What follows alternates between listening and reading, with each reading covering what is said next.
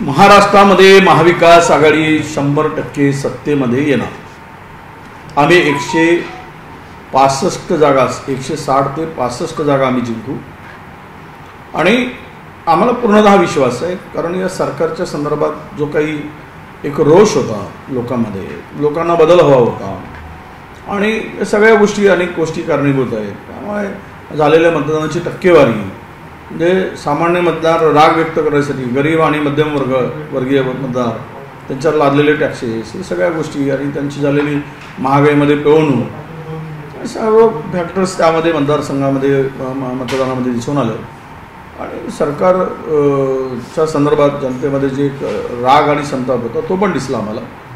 त्यामुळे आम्ही 160 ते 65 जागा आम्ही जिंकू आणि महाविकास आघाडीचं सरकार आम्ही स्थापन करू, आम्हाला पूर्णतः विश्वास आहे। खरं तर अलीकडे तुम्ही विचारण्याबद्दलच सांगतो की हे एक्झिट पोल आहे, एक्झॅक्ट पोल नाही। अनेक वेळा यांचे अंदाज चुकलेले आहेत। पार्लमेंटमध्ये फार बडचड के बात झाली होती, पण त्यामध्ये काय निघालं सगळ्यांना माहीत आहे। हरियाणामध्ये सुद्धा आमची स्थिती वेगळी दाखवत होती, त्यानंतर काय झालं हे सगळं आता आपल्या पुढे आहे। त्यामुळे हे निकाल किंवा हे अंदाज वर्तवले जातात हे 48 तास पूर्वीचे असतात। 48 तासामध्ये मतदार काय निर्णय घेतो हे खूप त्यामध्ये महत्त्वाचं असतं आणि 48 तासामध्ये राज्यामध्ये एकूणच परिस्थिती बदलली आणि भारतीय जनता पक्षाला प्रचंड तोटा या निवडणुकीमध्ये नुकसान होताना आम्हाला दिसते आहे। शेवट जनता आहे, फार काही वेळ नाही, 23 तारखेला निकाल येणारच, पण आम्ही जे काही आमच्या ग्राउंडवर आमच्या कार्यकर्त्यांच्याकडून जी माहिती घेतली त्यामध्ये आम्हाला कुठेही शंका नाही। सर, काल जर आपण टक्केवारी पाहिली तर मग महिलांनी सर्वाधिक मतदान केलं आहे असं म्हटलं जाते। लाडकी बहीण योजनेचा हा परिणाम दिसून येतोय, बहुतांश महिला यंदा उतरल्या आहेत मतदानासाठी। हो, लाडकी बहीण दिली, 1,500 रुपये दिले आणि 2,000 रुपये त्यांच्या खिशातून काढून घेतले। सर्व जीवनावश्यक वस्तूंमध्ये वाढ झाली मागच्या 5 महिन्यात, इलेक्ट्रिकचे बिल वाढले, त्यामुळे त्या महिलांनी संताप व्यक्त केला या सरकारच्या संदर्भात। 1,500 देऊन आमच्या बटव्यातून 3,000 रुपये काढले आणि महाविकास आघाडी आम्हाला 3,000 रुपये देणार, यामुळे त्या महिला बाहेर पडल्या आणि त्यांनी मतदान केलं आहे। सर, एकीकडे प्रचाराच्या दरम्यान मोठ्या प्रमाणात वादग्रस्त विधानं करण्यात आली, कटेंगे तो बटेंगे, असे सगळे बटेंगे तो कटेंगे, असे सगळेच वादग्रस्त विधानं झाली।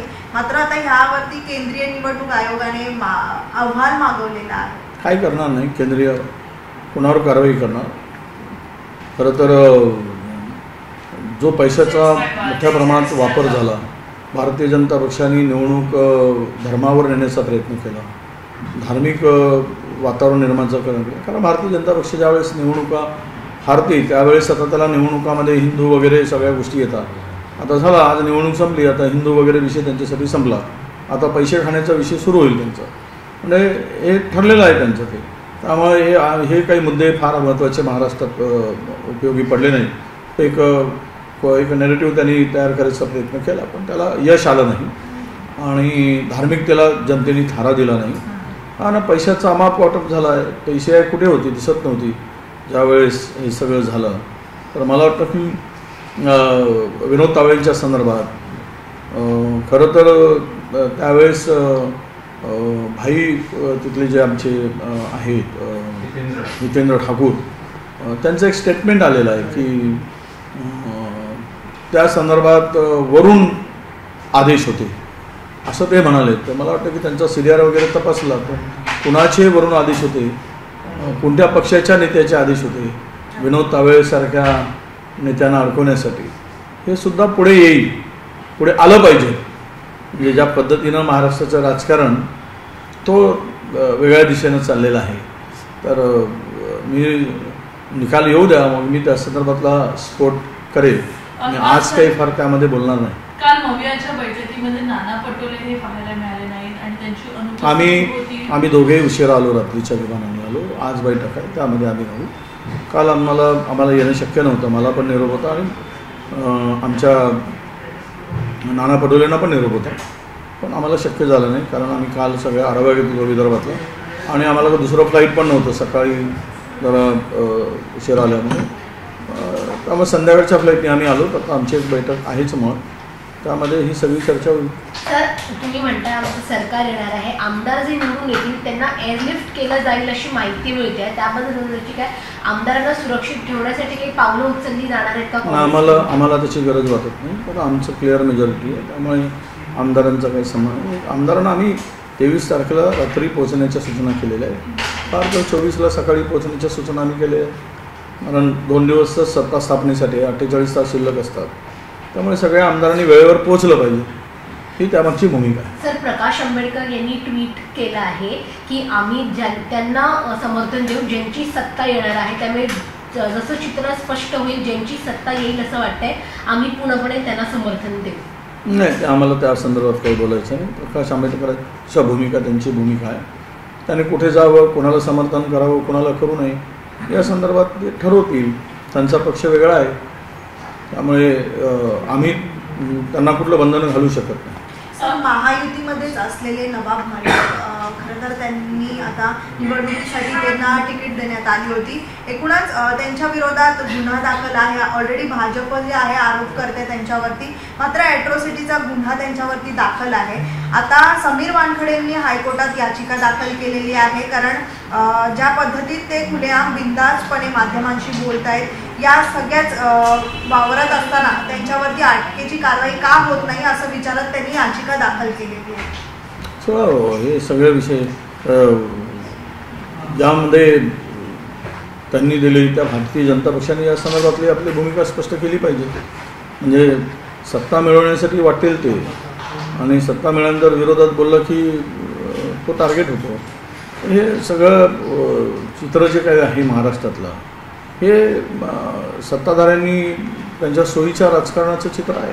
कुठेतरी ओबीसी आणि मराठा हा जो संघर्ष पाहायला मिळाला, त्याच्यामुळे ओबीसी मतदार सुद्धा अधिक प्रमाणात घराबाहेर पडलेले होते, आणि त्याचा फायदा राजकीय जाणकारांच्या मध्ये भाजपला होईल असं म्हटलं जातं. आम्हाला तशी शक्यता दिसत नाही, कारण मराठ्यांना आणि ओबीसींना दोघांनाही फसवण्याचं काम भारतीय जनता पक्षाने केलं.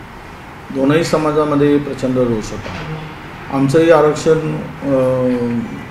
कमी केलं, आमच्या किंवा आरक्षणाला धक्का लावताना जे मागच्या आपण पाहिले 2, 2.5, 3 वर्षामध्ये एकही स्थानिक स्वराज्य संस्थांची निवडणूक झाली नाही. अनेक लोकांना या ओबीसीमध्ये समाविष्ट करून घेण्याचा प्रयत्न झाला, आणि ओबीसीसाठी काहीही भारतीय जनता पक्षाने केलं नाही. आणि दोघांनी एकीकडे राजकीय पोळी शेकण्यासाठी ओबीसींना चूक करायचं, दुसऱ्यांनी मराठ्यांना पाठीशी घालायचं किंवा त्यांना समर्थन द्यायचं, त्या संदर्भात त्यांची भूमिका वेगळी होती. एकूण या निवडणुकीमध्ये मराठा वर्सेस ओबीसी हा मुद्दा गौण होता. लोकांना हे सरकार नको होतं, हाच मुद्दा महत्त्वाचा होता. तर महायुतीकडून आता छोट्या घटक पक्षांना नेत्यांना संपर्क करण्याचं काम सुरू झालं आहे. त्याच्यात भव्य असेल, मनसे असेल किंवा प्रहार असेल, तर महाविकास आघाडीकडून सुद्धा अशी काही स्ट्रॅटेजी आखली जाते का? छोट्या पक्षांना सामावून घेण्याच्या संदर्भाने काय भूमिका आहे? याचाच अर्थ महायुती आत्ता बहुमतापासून दूर आहे, त्यांना गरज पडते आहे, असा तो एक अंदाज आहे. जे कोण चित्र महाराष्ट्रामध्ये निवडणुकीमध्ये उभं केलं गेलं होतं, सत्ता मिळत नाही म्हणून कुठल्याही स्तराला जायचं, किती मोठ्या प्रमाणात लाडू वाटायचं काम झालं, इतका मोठ्या प्रमाणात लाडू आले कुठून, तर महाराष्ट्रात लुटूनच ते लाडू वाटले गेले, हे लपून राहिलेलं नाही. आणि अशा स्थितीमध्ये ते सत्तेपासून दूर आहे, त्यामुळे त्यांचा प्रयत्न आहे. आम्ही कोणीही पक्ष सत्तेमध्ये येण्यासाठी निवडणुकामध्ये हे प्रयत्न करत असतो ज्यांना आहे, आणि एक भक्कम आघाडी करण्यासाठी आमचे पण प्रयत्न सुरू आहेत. सोलापूरमध्ये सध्या वेगळं राजकारण पाहायला मिळतंय. सोलापूरमध्ये सध्या वेगळं राजकारण पाहायला मिळतंय, कारण प्रणिती शिंदे यांचा अपक्ष उमेदवाराला पाठिंबा जो आहे जाहीर करण्यात आलाय. ठाकरे गटाला मोठा धक्काच म्हणावा लागेल. अशा 3 पक्षामध्ये अशा काही गोष्टी होत असतात, पण आम्ही तिकडे दोनही नेत्यांची समजूत घालून या वादावर पडदा टाकू. निवडणूक संपली आहे, निवडणुकीमध्ये 3 पक्ष एकत्र येऊन लढतात, तर अशा काही प्रसंगाला सामोरं जावं लागतं. कुठे काही 288 जागामध्ये जागा वाटपामध्ये कार्यकर्त्यांची नाराजी किंवा नेत्यांची नाराजी, यातून काही प्रसंग उद्भवतात, पण हा काही टोकाची भूमिका असं मी मानत नाही. महायुती आपल्या महाविकास आघाडीला ज्यापासून कुठल्याही प्रकारच्या दुरावा निर्माण होण्याची कुठलीही संभावना नाही, असं माझं मत. छोटंसं हिंदीत फक्त सर असं एक मिनिट मराठी करून घेऊ. झाला आता, मी एक लेट आलो शेवटचा म्हणून. अंतर आहे. उद्या मतमोजणी आहे, तर शरद पवार गटाने सुद्धा ऑनलाईन बैठक घेतली. मतमोजणीच्या वेळेस काय दक्षता घेतली पाहिजे, हरकती कशा नोंदवल्या पाहिजे यावरती मार्गदर्शन केलंय. काँग्रेसकडनं कसं काही मार्गदर्शन आमच्या होतंय? वॉर आणि रूममधून- आमदारांना काय सूचना आहेत? आमच्या वॉर रूममधून अशा सगळ्यांना सूचना गेलेल्या आहेत निवडणुकीमध्ये काय दक्षता घ्यायची. कारण आता हॅकर सगळीकडे आता पकडले गेले आहेत. वणी मतदारसंघामध्ये ते संशयास्पद सगळे इलेक्ट्रॉनिक्स इक्विपमेंट ते पकडले गेले. नवी मुंबईमध्ये तसा सगळा प्रकार झालेला. तर आम्ही आमच्या आमदारांना सूचना दिल्या आहेत की त्या कॅम्पसच्या 100 मीटर परिसरात कुठलंही वाहन उभं राहता कामा नये. इवन प्रेसचा सिंबल लावूनसुद्धा असा प्रकार होऊ शकतो.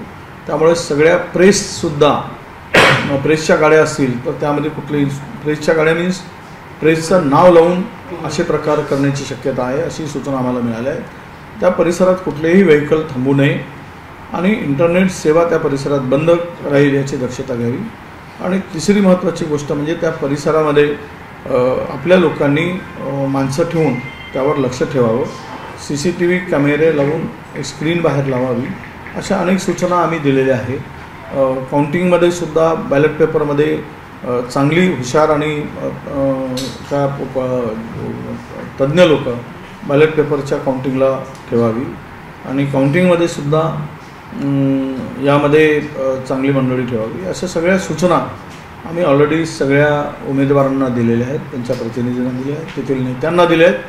आता काही विषय राहिलेला आहे. काउंटिंग है आगाम विधानसभा चुनाव के लिए, उसके पहले की तरफ से नहीं, कांग्रेस पक्ष की तैयारी तो पूरी है. कांग्रेस कल काउंटिंग में जो इम्पोर्टेंट उनको हमने गाइडलाइंस दिए थे उसी गाइडलाइंस को लेकर काम करे काउंटिंग में. और थोड़ा ये जो आजकल हैकर्स ये हैकिंग की बात हो रही है EVM की, बड़े कुछ एक अभी वनी में इलेक्ट्रॉनिक्स इक्विपमेंट को पकड़ा गया, नवी मुंबई में यही प्रकार हुआ. तो इसमें कार्यकर्ता ने थोड़ा अलर्ट रहने की आवश्यकता है और उन्होंने सीरियसली इस तरफ ध्यान देने की आवश्यकता है. उस एरिया में कोई भी नहीं रहे और काउंटिंग के बाद तुरंत जैसे ही रिजल्ट आते हैं तो MLA ने तुरंत मुंबई में पहुंचने के लिए भी 23 तारीख को रात में या 24 को मॉर्निंग में ज़्यादा से ज़्यादा यहाँ पहुँचे. ये भी हमने सबको सूचना दिया है, उनको अवगत कराया है. और हमें पूरा विश्वास है कि हम लोग 165 के आसपास रहेंगे. हमारी इस महाविकास आघाड़ी की सत्ता महाराष्ट्र में बनेगी, इसको कोई रोक नहीं सकता. तो जो सर्वेज है वो सर्वेज सर्वे ये तो सर्वे जो होते हैं ये एग्जिट पोल होते हैं, एग्जैक्ट पोल नहीं होते. तो हम लोग अभी के लेटेस्ट हुए पार्लियामेंट हो या हरियाणा हो तो इस बारे में ज़्यादा सोचने की ज़रूरत नहीं है. 23 तारीख को जो रिज़ल्ट आएगा वो सबके सामने होगा. इस बारे में ज़्यादा चर्चा करने की भी आवश्यकता नहीं है. जो वो अपने अपने हिसाब से वो प्रेडिक्शन निकालता है. हमारे ग्राउंड से रिपोर्ट जो आ रही है वो उसके आधार पर हम लोग 165 प्लस जाएंगे. सब लोग अभी राह देख रहे हैं CM का चेहरा कब घोषित किया जाए. 12 घंटे के अंदर में CM का घोषणा होगा. 48 तास रहते हैं. 48 रिजल्ट के बाद में तो 12 घंटे के अंदर में CM का फेस महाविकास आघाड़ी का होगा. ABP माझा, उघडा डोळे बघा नीट.